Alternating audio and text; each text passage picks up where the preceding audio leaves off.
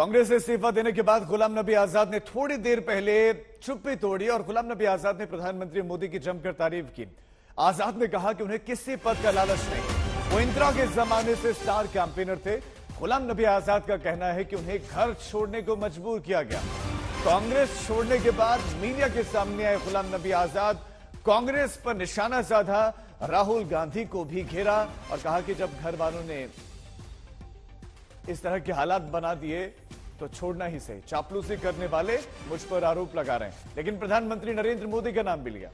क्या बहाना बना रहे कांग्रेस प्रधानमंत्री मोदी के नाम पर। गुलाम नबी आजाद ने तारीफ भी प्रधानमंत्री मोदी की कि उनमें कम से कम इंसानियत तो है।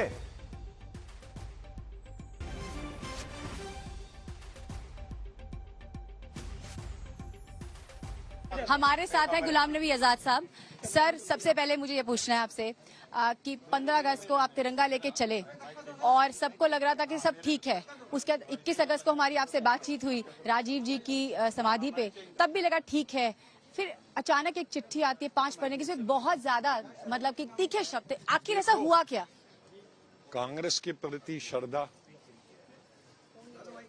कांग्रेस के प्रति श्रद्धा, लीडरों के प्रति श्रद्धा, इंदिरा गांधी, संजय गांधी, राजीव गांधी, सोनिया गांधी के प्रति भी श्रद्धा, उसको हमारे दिल से कोई निकाल सकता।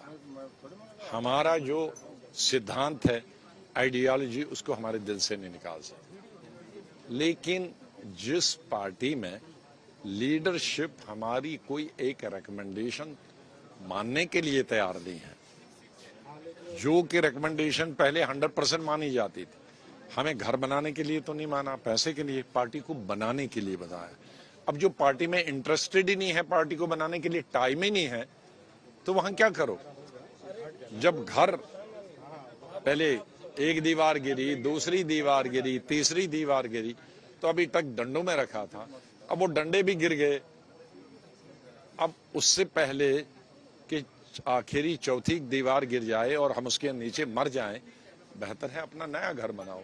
अब जो मरना चाहते हैं, सती होना चाहते हैं, वो वहां रहें और हम सती नहीं होना चाहते। अच्छा, इसके साथ साथ कहा यह गया, आपकी चिट्ठी आई कांग्रेस की तरफ से, ये आरोप लगे कि आप बीजेपी की भाषा बोल रहे हैं, डीएनए मॉडिफाइड हो गया। इसके साथ साथ कहा राज्यसभा की सीट थी, बंगला जो है वो परमानेंट हो गया। इसको किस तरह काश अगर इनमें से भी किसी लीडर को 26 अटैक पंजाब में होते, 16 अटैक क्या कहते हैं कश्मीर में होते, वो घर से पेशाब करने के लिए भी नहीं निकलते है? और कहते हम नहीं काम करेंगे मिलिटेंट। ये हमारी हिम्मत है। इन अटैकों के बारे में हम हिंदुस्तान में और कश्मीर में, पंजाब में 4 साल रहे। अटैकों से मेरे पहला जो पंजाब का दौरा था जनरल सेक्रेटरी, साथ मेरे 250 लोग थे। पहले फेज 6 महीने का था। कितने लोग मरे थे? 52, जिसमें एमएलए, एक्स मिनिस्टर थे। और उसी 6 महीने पे बेन सिंह मेरी गाड़ी में होता था। बुलेट प्रूफ गाड़ी राजीव गांधी ने यहाँ दी थी। आईबी मेरे साथ लगाई थी कि उनको मुझे इन्फॉर्म दे दें कहाँ ब्लास्ट रखा। उस वजह से आईबी और बुलेट प्रूफ की वजह से हम पहले 6 महीने में तकरीबन 10 अटैक का बच गए, लेकिन हमारे 52 लोग नहीं बच पाए। ये इनको कभी अटैक हुआ, मच्छर ने काटा है, लेकिन कम से कम खुशी। अच्छा, मुझे Z+ इस गवर्नमेंट में नहीं दी है, पिछली गवर्नमेंट में जब सीएम था, तो जो इनके इनपुट आ रहे थे, एक अटैक के बाद दूसरा, दूसरे के बाद तीसरा, तो होम मिनिस्टर ने कहा कि अब हम आपकी नहीं सुनने वाले हैं, Z+ हम नहीं सुनने वाले हैं, क्योंकि आप बड़े लापरवाह, हमको मार देंगे। क्योंकि एक मेरे घर पे रॉकेट लॉन्चर था, जिस कमरे में था वो सारा बिल्डिंग ही ऊपर से उड़ गई। लकली में उस वक्त था नहीं, बाहर निकला।